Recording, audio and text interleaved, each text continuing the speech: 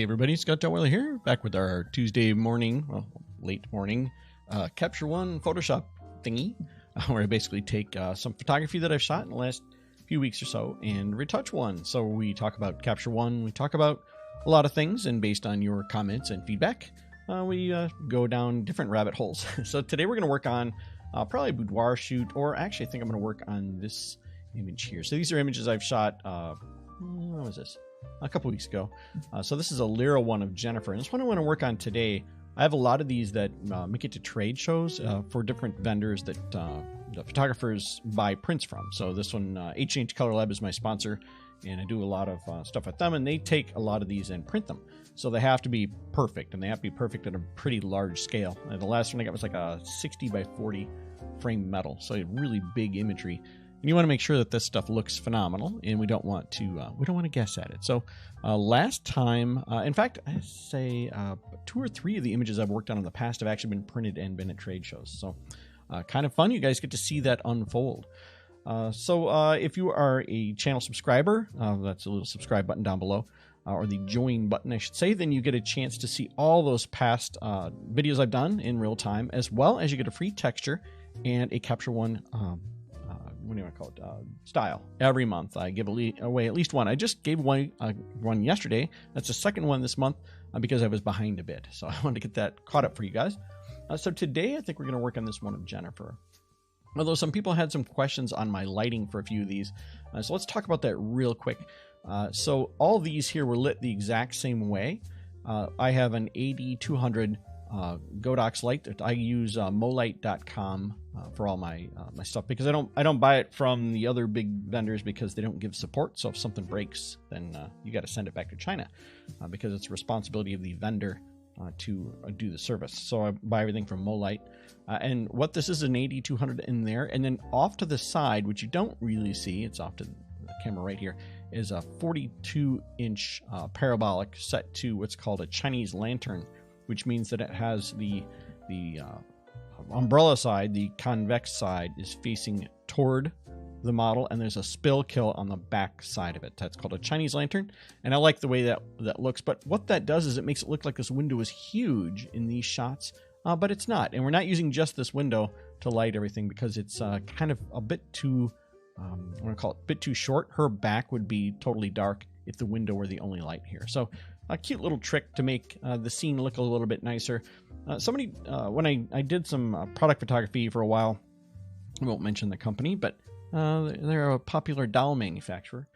And I had learned some really interesting things from them, and that was that when you light things, try and make the room feel sane. Like, for example, if there's a window here, you probably wouldn't have a kicker on this side, because no room would have a window, and then a wall here.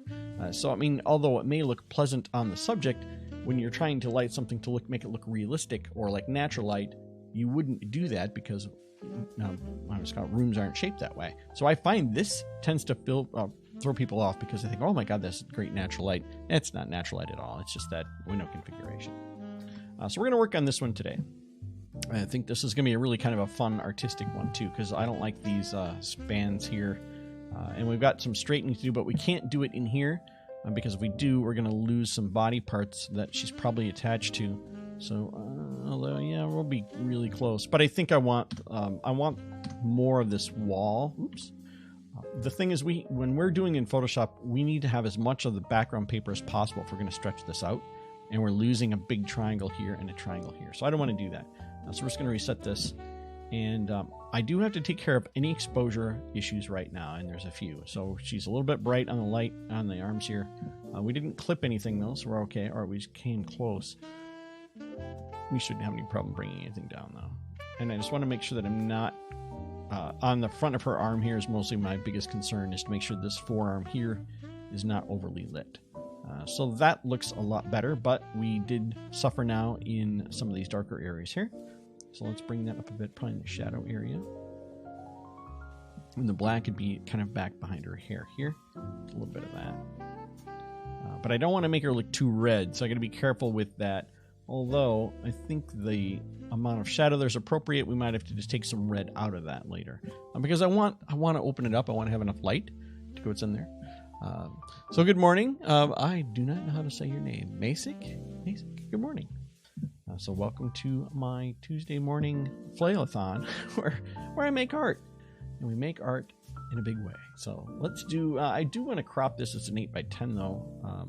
So because I don't need this foam protector, and this crop will not affect our ability to take the background out later. We don't need any of this junk down here. So I'm kind of looking here at the distance to the Lyra here and her face here. I would prefer, normally I would tell you I'd like them equidistant, but I think that's going to feel a little awkward. So I am going to pull, so distance to her toe to here, maybe. I don't know yet. I don't even know that I need to straighten this. I think we're going to need to straighten. It's going to look weird with this Lyra this way. We'll find out. We're going to try it and see what happens. But my goal here is to make sure my exposure is correct, and we're good to go. All right. So in Capture One here, I have a recipe for Photoshop, and all that does is add a description right here in front of the file name, because I'm never going to remember what this number is. So down here in my description, I'm going to put Jennifer on Lyra. And that's really all this does. And then it makes sure that I'm going in, I'm using a ProPhoto RGB, which is the largest color gamut that most monitors can display. That's why we want to move from this into Photoshop using as much color as possible. But later, when we're done manipulating the pixels and we're going to print it, then we can back it off to sRGB or Adobe, depending on the printer you have. By the way, most big printers only print at sRGB. So if you think you're doing yourself a favor sending it in Adobe RGB, that's not typically true. They will probably just convert it to sRGB at the printing time of printing. And that's because of the gamut of the printer, or the amount of colors a printer can print. It has nothing to do with the fact that you've got more colors than they can deal with, which, will work. And this is the format. This is just how we're going to compress it. We're going to use a TIFF. But TIFF allows for a 4 gig file instead of a PSD, which allows for a 2 gig file. And some of these times we're going to exceed, in fact, most of the time I've exceeded the 2 gig limit easily, and sometimes we exceed the 4. So today we're going to use a TIFF, as we always do, 16-bit TIFF, which is the best we can get. 16 bits of ProPhoto RGB gives us a lot of color space when we get to Photoshop. And that's it. We'll hit process, and it will open up Photoshop here. We'll start that argument. So, it's been a long week. I'm going to fly next week. I have a boudoir client in another state, so I got to fly to that and do a body paint as well. And none of that will obviously be public. Most of the client work that I do, you guys don't get to see, unfortunately. Although I do retouch some of the body paint work that I do in my studio on my Discord, or privately, that will go up into the members only area of this channel. So again, if you are a subscriber, you get a chance to see those. And I appreciate those who are helping me out. You are keeping the channel alive. So what I'm doing here is I'm going to go ahead and crop this at this time and worry about how I want the shape of this and not worry about the background so much. So I want her feet to be, I want to make sure I get the Lyra in the shot completely. So I want the Lyra here. And I'm looking at the distance of the feet. I probably want the distance of the feet to match. So something like this. And I'd want her hair to have, or her face to have a little bit more wiggle room. I like the fact that we're kind of approaching the diagonal here, the natural diagonal across the image. That's kind of fun. Who knew? Who knew she was going to do that? So I think something like this looks good. Now I'm going to check 2 boxes. I'm going to check this delete cropped pixels because I don't need any of this other stuff. And I'm going to check content aware, which is the hope that Adobe will be smart enough to fill in these little triangles here with content, which it should do. This is not a very challenging option here. So we're going to find out if this works, and I'm pretty confident it will. We're not doing anything thrilling yet. And that looks pretty good. We do have some cleanup to do. So let's talk about a solar curve real quick. Now, I've talked about it on this channel before, and this is one of those things, if you're a print competitor, this is one of those things you really got to need to know. And I have an eye help for it, but I will show you how to make it yourself here. It's just this thing here. And you'll see why I didn't just make it real quick. It's a curve that looks like this. So it goes up and down and up and down and up and down, and it's quite obnoxious. But what that does is it allows us to see super contrast across an image. And it looks kind of painful to look at, Well, if we turn that on, we can see now that we have issues in the background of the image that maybe we wouldn't have noticed otherwise. So we may have seen some of these, but this really helps us spot issues with the background. And I'm a big fan of the patch tool here. So I'm just going to, I'm going to duplicate this background here just to make sure, in case I screw it up royally, I can always get back to it. So what I want to do is I want to make some patches with this patch tool that look good even though the solar curve is on. And that's where the challenge comes in. It's like, can we do this in a way that makes it look good even though this super high contrast, mega picky thing is going on in the background? And I think we can. So I want to just take my time. I'm not going to go overboard with this because we are going to remove the background and put a texture in here. So that was a trick there too. If I borrow from over here, I'm going to possibly bend this. So by moving it up here, I can borrow the bend already in that circle. And then this whole thing here can easily be replaced with this. Got some paper wrinkles here to take out. And so I look at this as kind of a texture replacement tool. Even though it patches an area, it can replace a texture in an area. This is probably my favorite, one of my favorite tools in Photoshop. Love it. Use it a lot. A lot. So we've got some of these in here. And then up here, we've got this tear. Top of the paper. Easy. Almost easy. Make sure this fills a little bit more like that. And then I want to get rid of these things. And we're going to do that in a second. But I don't need the solar curve to do that. So now we know our background is clean, except for right here. I can see a little bit of that paper wrinkle there. And it did show up when we had the curve on. But you see it as blue here.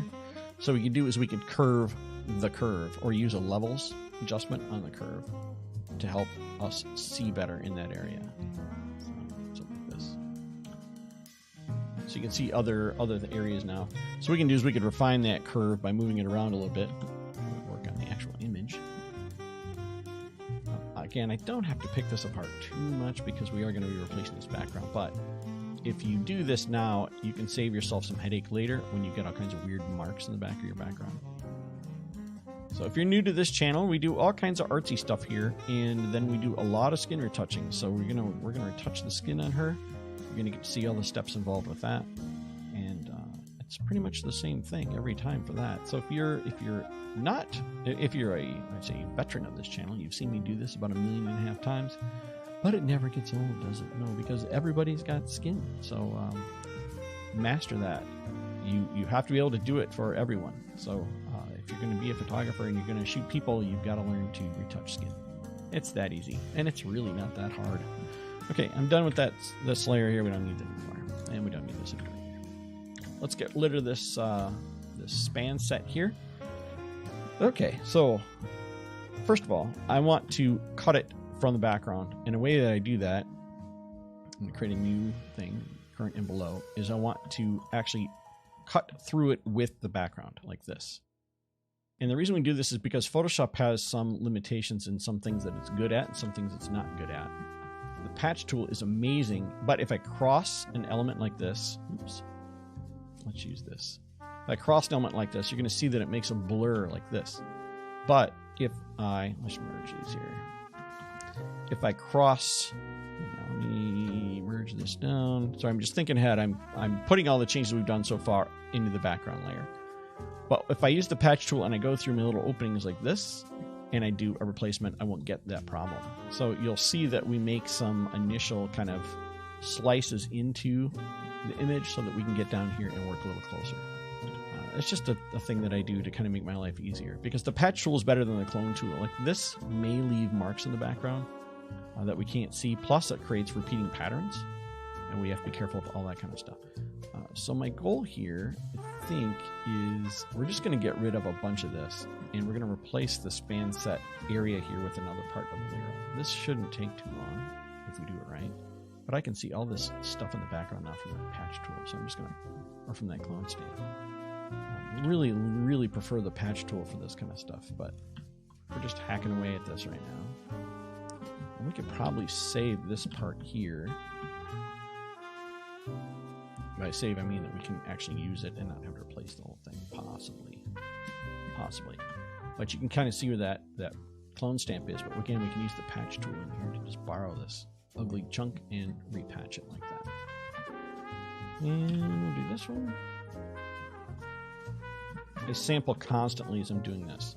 Now, I want to make this a little blurrier so that when I am clone stamping here, it matches the blurriness of this element. Because if I have a really sharp, by the way, it's Alt right click and then up and down for adjusting this, or right and left to do this. There's an airplane for you guys. Enjoy that. If I use too sharp of a clone stamp here, it's going to look really fake.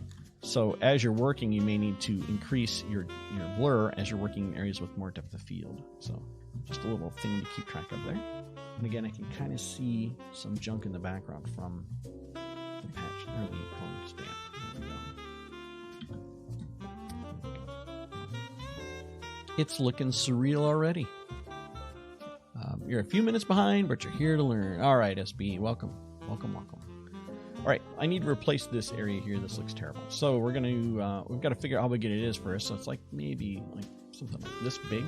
And I'm just going to move this down here, and I'm just going to borrow it. So I'm going to do Control J, which will put it on another layer. And then we're going to do Control T, and now we can skew it, distort it, and so on. So we're going to do distort here originally, and we're going to move this around a little bit. Get it as close as we can. And I think I actually prefer warp here. So with warp, you can use your Alt key and click, and you can produce a grid. This, and then we can move all these individual grid points. You see that grid's a little much, so let's just go with maybe just like 2 like this. So we're just trying to smush this so that it looks like it fits a little bit better than it did a second ago.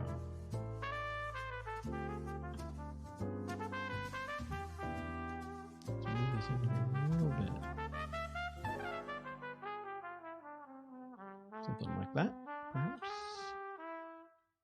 It doesn't be perfect because we do have a mask on here that we're going to put on for some of this, because we did over select the area a bit. So we're just trying to make it look like it belongs here. As close as we can. Okay, that's good enough. All right, now we'll put a mask on that, and we can use our mask to go in. And first of all, I might actually start with this mask backwards. So Control I, and then I can mask in the parts that I want with 100% flow. This mask here.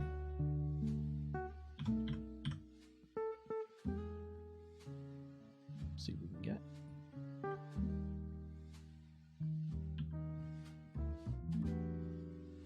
Some of this looks pretty good. Some of it isn't looking that great, but sharpen my mask up and get rid of this background a little bit.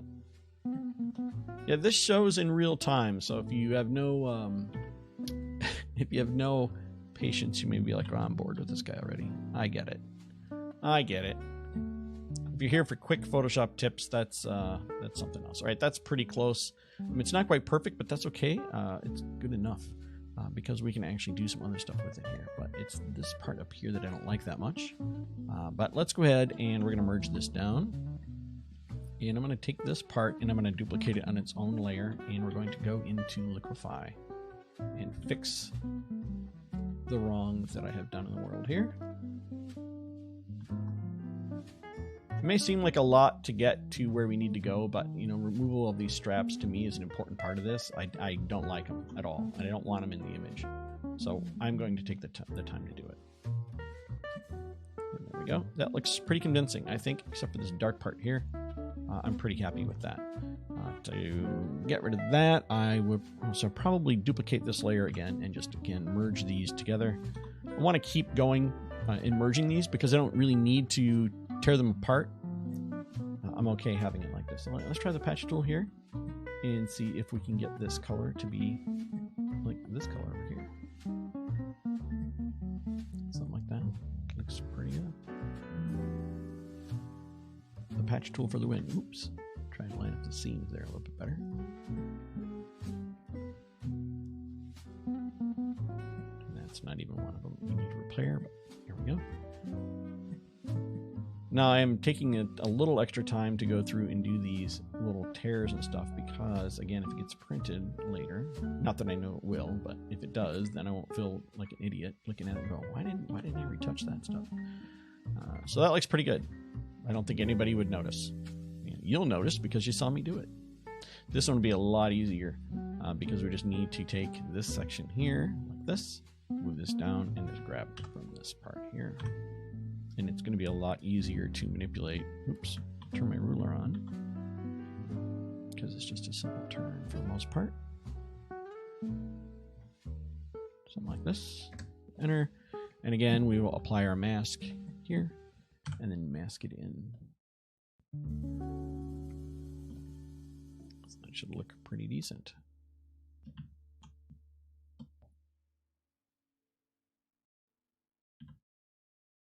There we go. I like it. Works for me. All right, merge this stuff down. Merge this one down too. All right, so before and after. That's what we have done so far. We removed the span set. All the background stuff, by the way, I put on my background layer because I'm never going to go back and go, wow, you know what I really like is some ripped up foam on the bottom and some paper wrinkles. I would really like that. So we're not going to go back to that. We're going to start here. I'm going to hit save. Now, options here, by the way, I kind of zoom through these from time to time. I don't really talk about them very much. So there's zip compression, which is inside the TIFF. So it's actually going to compress the images inside the TIFF. This takes a while. The LZW algorithm is a little bit faster, but not as compatible with most, let's say, a lot of readers. So I would only stick with zip inside of a TIFF, and then byte order you would choose obviously PC or Macintosh, and then for layer compression, I prefer run length encoded, which is RLE, but you can pick the zip if you'd like. It's fine. If we run into problems later, then we may change it to be zip. But again, this is internal to the TIFF file, so this isn't going to change anything that anyone's ever going to see, but it will speed up us saving substantially. Okay, so before I start retouching her skin, which I'm actually going to do last in this case, we want to play with the background. I want to see what I'm going to do with the background.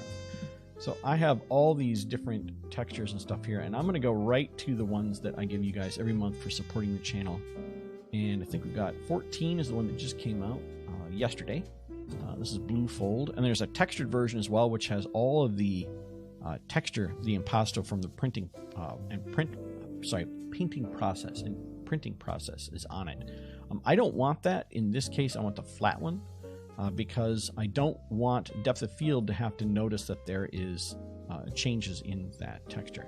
So I'm just playing with the direction I want to put this. I'm going to try it this way. I'm going to turn snapping on. It's Control-Shift semicolon. Use that one a lot. Hold on the Shift key to make this conform here. Something like this. So before I do this, let's cut her out. That's actually really simple. Just do Select Subject.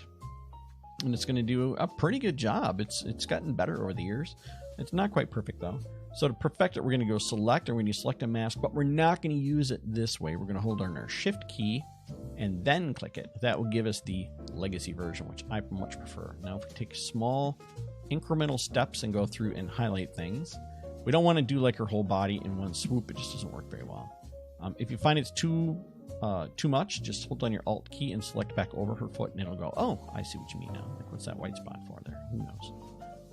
Try and get any little areas. Now I always go all the way around the hair and the face because I know that it doesn't do a very good job with that initially. And then I go back with the Alt key held down and just kind of touch her face, forehead, and her hair a bit, just because I know it's going to probably be a bit aggressive there, and hit OK.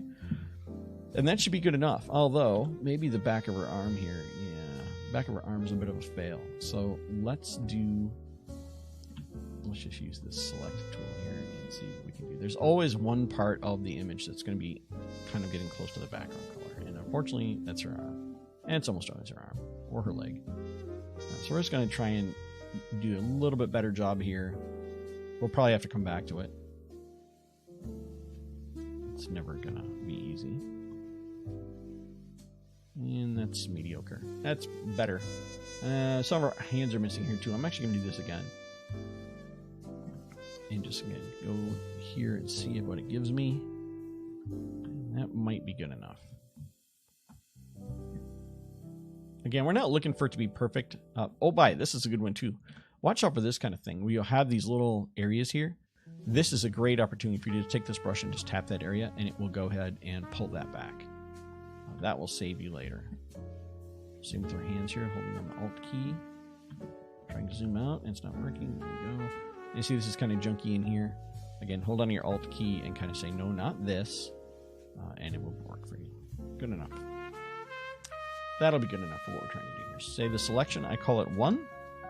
And now when we want this back later, we can either do the beginner method, which is do select load selection and then pick it here, which is way too many clicks, or just click on channels and then control click on the thumbnail. That is the way pros do it.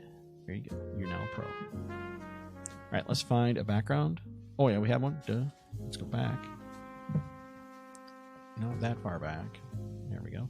Turn this on, and again, channel, control click, and go back to this. And what I want to do is I want to hold on my Alt key and click on the Alt. Click on the mask. That will create the mask as black instead of white. The same thing, instead of just clicking on the mask and then having to do Control I to invert the mask, you can just do all in one click. So Alt keys reverse what you're clicking on. That's a really kind of easy way to look at it. All right, so that looks terrible, but that's okay. What we're going to do is we're going to change the blending mode to probably overlay or soft light. One of these two. Probably going to go, well, let's look at the other ones here. Since we're cooking, let's see what else we're going. This is where the happy accidents can happen, and you never know. Multiply is interesting. So if we go, I think I'm going to start with soft light and incrementally make it more aggressive. Or let's start here. All right, so we're going to start here. And my zoom key is working. All right, there we go. Now, one thing we'll notice too is that if we have a depth of field here in play, her toe is starting to kind of lose its depth of field, its focus, but the background is sharp, right? That isn't going to work. Let's look more on the Lyra. You can see where the Lyra has become fuzzy, but the background is still sharp. That makes this edge look really weird. And we have a little bit of aberration there too, which I'm okay with. So what we need to do is we need to blur this. I'm just going to double click on the smart object to bring it up. Filter, blur, Gaussian blur, and pick like 6. Just 6. You can see how much thought went into that. Just pick a number. It's fine. I'm going to close it, but I'm going to hit yes to ask it to save it. I don't hit save it and then close it. It just close it and it'll ask if you want to save it. Now if we look at this, it looks a lot more convincing because of that. I need to clean up this Lyra a bunch too. I'll do that after the fact. Okay, I'm happy with that. All right, that looks good. Now we haven't done her skin or anything yet, so we'll worry about that in a second. But let's play with the background a bit more. So we got 1. What if we did 2? So I'm just going to Control J to duplicate it, and that's almost the same as if we would have made this layer overlay to begin with. Okay, so it's kind of the same trick, but it allows us to do it in steps. And why that's handy is if we go here and we put this in a group. So I'm just going to hold down my Shift key. I'm going to click on the folder. I've got a group that on it. Groups can also have masks, and I'm going to go and hold down my Alt key and introduce a black mask here. What that means is that I can take a nice big brush and paint white on this mask and introduce that around the perimeter if I want to, or put it in the middle. This kind of thing.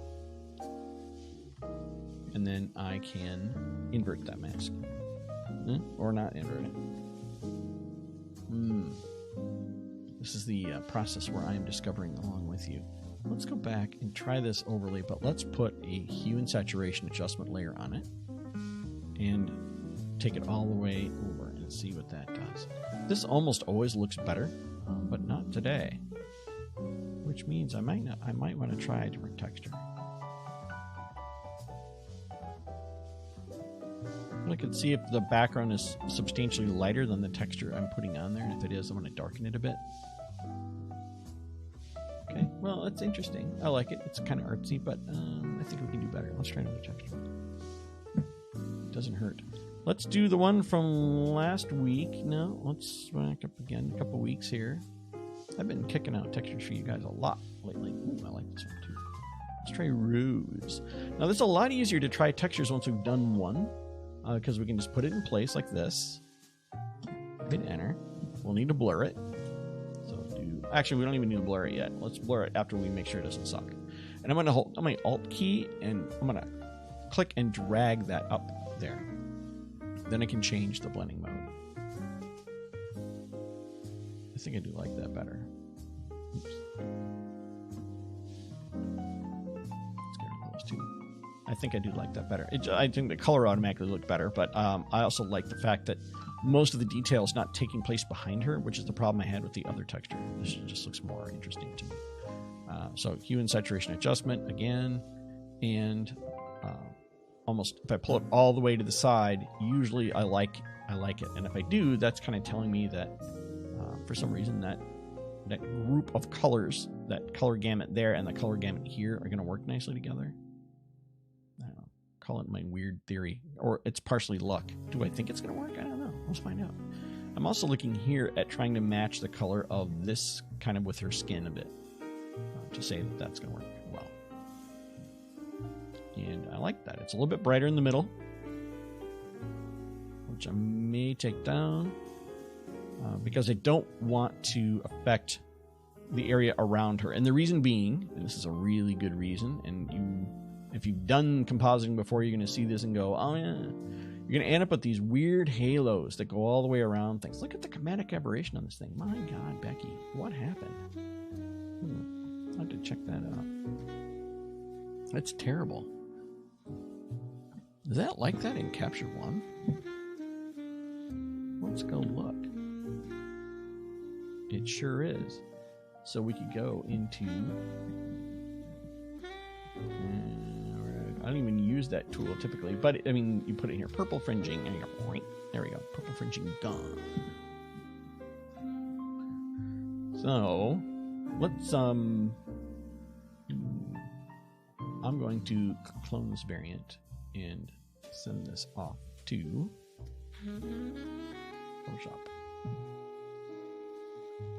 I don't know if it's going to allow it to more than one be open here. I'm not really sure how Capture One will deal with me opening the same file twice. That's why I cloned it. I think it might try and do it twice. It did. All right, so if I take this image and drag it over here, can I get this close? I'm going to hold down my Shift key when I do this so that it should put it in the same location. And because we cropped it a bit, it's not going to quite work. But I think it's important enough for me to take a second to try and align these up, just because I think that the aberration is so bad, I don't want to ever look at that. And this doesn't have to be perfect. I'm just going to probably reselect her again, but I don't want to redo all this work on the Lyra. Well, hang on a second. This part would suck. Sorry about that. I didn't notice it earlier, and it looks bad. I suppose I could probably do this stuff offline too, but you know, you guys want to see how people get to argue with problems. There you go. That's a little bit better. Move this up here. And what I'm going to do is I'm going to borrow a bunch of this image from here, but let the other one show through. So I'm just going to put a mask on this one, and we're going to borrow just her, or most of her. We're not going to borrow this part. There we go. So we got all of her. We did. Control-E. Alright, now we're back to playing.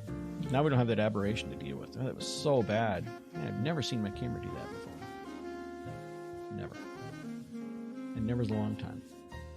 Make sure I didn't screw that up completely. No. She was moving pretty fast, and I was using a good setting for my strobe, so I got most of this in focus, but, you know, I think I screwed that up a bit, didn't I? Alright, you know what I'm going to do? I'm going to fix the aberration later and not torture you guys with that. But that's how you'd have to do it. You would have to start with the base image and put it back in here. But I don't want to start over and bore you guys with that whole process. Let's finish with this, and I'll just do it later. All right, so I'm going to group this thing here, and I'm going to duplicate that again. See if that's nicer. Do I like that? I don't think I do.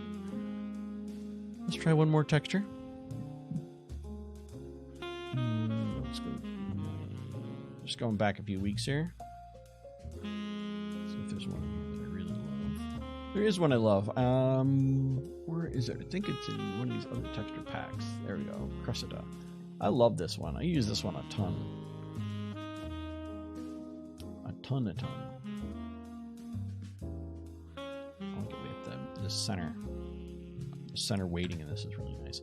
But this is a pretty aggressive texture, dark and light value versus this original one. So this might be a challenge. You always want to try and make sure that your texture's value is similar.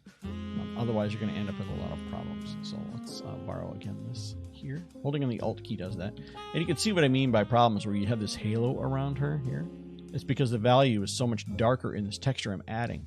And there's really no easy way to get rid of this. I mean, there are ways to get rid of it, but it's not. None of them are easy, and it's going to take a lot of time, and it's probably never going to look amazing. So this may not work here, but if I try a blending mode, like soft light, I can probably get it down to where it's not outrageously different, and this looks pretty good. This even looks in combination with this one. No, I like it better without it. That's pretty good. Hey, David Hitting, how you doing, buddy? Man, I haven't seen you forever. It's been like years. Dude. Exploring old abandoned post offices and stuff. I got a bunch of pictures of that event I was looking through the other day.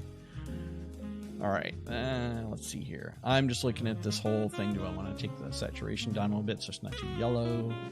That's pretty good. Yeah, I like this texture quite a bit. Group this. And if I duplicate it, can I make it more interesting? Well, maybe. But again, I have to be careful with this whole haloing thing, which looks a little bit better because we've done it in steps. But I don't know. Is that better? Maybe. But let's say 20% better. Yeah, I like that. It just creates a little bit of interest there. Yeah, I was gonna say, man, I haven't seen you forever. Like years, literally. Yeah, you'll have to come up to the Milwaukee studio sometime. Hang out. All right. Before I move on here, there's one other texture I want to try, and that's because I love skies, and I think that a sky might look cool here. So I'm just gonna try it, and I've got a bunch of these skies. I've purchased so many of these over the years from random places. Some of them I've shot as well. It really depends. These are set, I think. But I want something that's not going to look completely goofy. No, that's the hard part. Completely goofy is subjective, isn't it? Wow, man. You got to get out there and shoot, buddy. Come play sometime. I'm looking for something that's not... These are all just too much. Let's do... These are ones I took a couple of years ago, actually. Airplane windows. I take a lot of pictures out airplane windows because we just want a hint of them.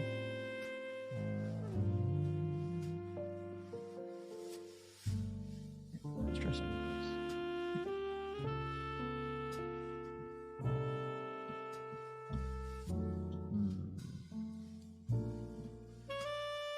these.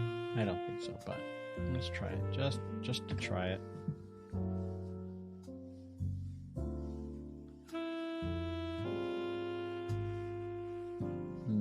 No, I hate it.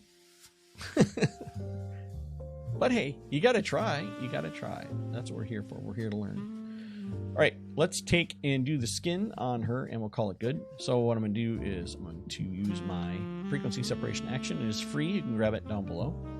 And I'm gonna look at her face and see what... actually, you know what? I am not going to do this on here today. I just realized because I have to grab the correct one from Capture One that doesn't have all the chromatic aberrations. So I am not going to do this one online today. Let's go back to Capture One and color grade this, because I can color grade this and then do the skin later, and it's not really going to matter that much. So we'll save this. I bet you this file was getting kind of sizable. You can tell by it's creeping along here. That's probably close to 3 or 4 gig. So I try and stream every Tuesday morning. I'm not sure I'm going to make it next week. I'm going to jump on a plane later that day, so I may not be available to do it, but I'm certainly going to try. So let's go to output location here. And this was the one that we used to get the background. I'll save that one for later. All right, so color grading this. I would go back to, first of all, our exposure, and we can't use this slider anymore. This doesn't do anything correctly anymore. It's all wrong. We want to use brightness. If we're going to actually affect the brightness of the image, this is the thing you have to use after you've come back from Capture One. Now, somebody was arguing with me the other day in a comment. They said, hey, you know, pixels in RAW are the same thing as pixels in Photoshop. They're both pixels, and that is not correct. In RAW, you're dealing with photo sites. So there's 4 photo sites per pixel. So because your camera actually shoots black and white, and there's a thing called a Bayer overlay or Bayer array that fits over the top of that. You've got 2 greens, a blue, and a red, and it kind of figures out what the color is based on that. It is much more accurate than pixels and much more flexible, which is why we're able to use exposure to change how those photo sites are working. But once we tell, hey, Photoshop, this is the way those photo sites are rendered, this is each pixel and the color you're going to make it, it is not the same thing. So if you think it is and you're stuck in that mindset and you're having issues, trust me, it's not the same thing. It is a different thing. So always do your exposure work before you render it to Photoshop or whatever product you're using. All right, so here, so brightness affects the histogram. Exposure is trying to do other magic, and we're not going to let that happen. Not to say that it isn't a thing you can't play with, but I would tell you you're probably going to get a better response from the brightness slider for the same exact operation. Add a little bit of contrast, maybe a little bit. I'm not opposed, by the way, to taking the contrast slider this way. Not in this image, but in a lot of boudoir, I really like it negative contrast. I don't know, just kind of enjoy that. Highlight also doesn't work real well anymore. It's going to do ugly things to your image, so don't use it. You should have resolved this before you went in. Now, not to say that you can't play with it, but it's not going to have the same effect. It's not going to do the exact same thing. Hey, nice to see you again, man. Swing by the studio sometime. And then all these other exposure thingies here don't quite do what they're supposed to do originally, but again, we're using them in creative ways now at this point. All right, so now let's go to color grading. And for color grading, I like to start in the shadows. That's just my way of doing it. And I'm going to go all the way to the edge, and I'm going to go all the way around. And I'm just going to look at the picture. I'm not looking where my mouse is over in the circle. I just know that I'm in it, and I'm looking for what I like personally for this image. So I'm looking for a mood, right? Looking for a mood. And I think I like it right in here. Just start making smaller and smaller circles. Once you get the color about where you think you like it, then you can use this side. I call this the volume knob. It's just going to tone down in a straight line, because I can't drag the mouse in a straight line, and it'll be like, well, no, I moved a little bit too far to the blue or the teal or cyan or whatever it is. I would just use this to kind of affect how much of that I want. So something like this, maybe, I think. And then midtones will be almost exactly the opposite, usually. So in here, but that might be too much red here. So I might just leave it in the middle. Highlight does kind of the same thing, but only in the highlights of the image. Usually I don't do much with this slider, if anything, but if I do, it's going to be little. And then master is where you're adding the overall warmth or coolness to an image. So I think in this case I might add a little bit more of a chill, just to kind of take some of the red out of our skin. But if you're not sure, you pull it all the way to the edge again until you find the skin tone that looks good on her. That's a real good skin tone. Like, that looks pretty good. Then I can pull again, that's all the way down. And I know now that her skin is her skin color. This is why I am not a huge white balance nut, because I tend to do it later. Now, if I'm working in a series of images, you want them all to have the same white balance before you begin. So just remember that is a good reason to do white balance right there. All right, that looks pretty good. The one other thing I would probably do here is I've created some custom brushes here, and they're very simple. One is for her eyes, which of course we can't see, and one is for her hair. All it does is create an adjustment layer for the clarity slider, and I'm actually going to use it on her legs here and see if this looks good on these tights, and it doesn't. So we're not going to do that. I wondered. And I'll put maybe in her hair here a little bit. See if this works. And all it does is add a little bit of clarity, as you can see here. And I don't like it. I think it went the other way. So I'm not going to do that. It's not like it's a rule, like you have to do it every time, but I do want to try it to see what I think of it. Now, just because I've been sitting here staring at this image, I wonder. That's kind of ridiculous, isn't it? That's even funnier. I don't even know what to think about that. Like, do I want to keep it that way? No, that looks a little weird. Doesn't it? I don't know. Do I like it? It's somewhat disturbing. Yeah, I'll leave it like this. But anyway, so that's today's adventure. We threw a texture on it and got rid of the span set so that it doesn't look completely goofy. But we learned a lesson about Capture One and its control for the amount of purple fringing we had, which was huge on this image. I'm not really sure why that was. Probably to do with the more motion that she was going through. Plus, I think the brightness of the strobes are okay. And when I was using my 55mm Zeiss on this, which is an amazing lens, which doesn't have any chromatic aberration, so who knows what was going on there. But after I'm done with that, then I would go ahead and export it for the Copyright Office, my portfolio, and then give it to Jennifer here for her portfolio as well. Anyway, that's today's live stream. So once again, every Tuesday, I try and do it every Tuesday anyway. I did do another one this Saturday when I was working on some boudoir images. Those are for members only, so if you're a member of the channel, you get a chance to look at those. That was a body paint retouch, actually. So it was marked not safe for work, and you can go and watch that, but of course, there's none of that outside of YouTube for public. So that's only for the people who subscribe to the channel who are over 18. So if you want to watch some of those being retouched, that is in the member-only area. Anyway, everybody, thanks for coming in. Thanks for clicking like. I noticed a few people did that. I really appreciate that. That's like clapping in a virtual way. And I will get another one out. I'll probably end up doing another stream later this week. I have a competition image I've been working on with some wings that I made. And I think I showed a few months ago where I was on that, and it is substantially better than it was then. It's come quite a ways, and I want to show you the end product there and some final touches I'm going to put on that image. And I can talk about the making of it, which was pretty substantially technical. I used a lot of Blender and some ZBrush in there. So if you're into 3D modeling and things like that, there's some interesting things coming the way to the channel. Everybody,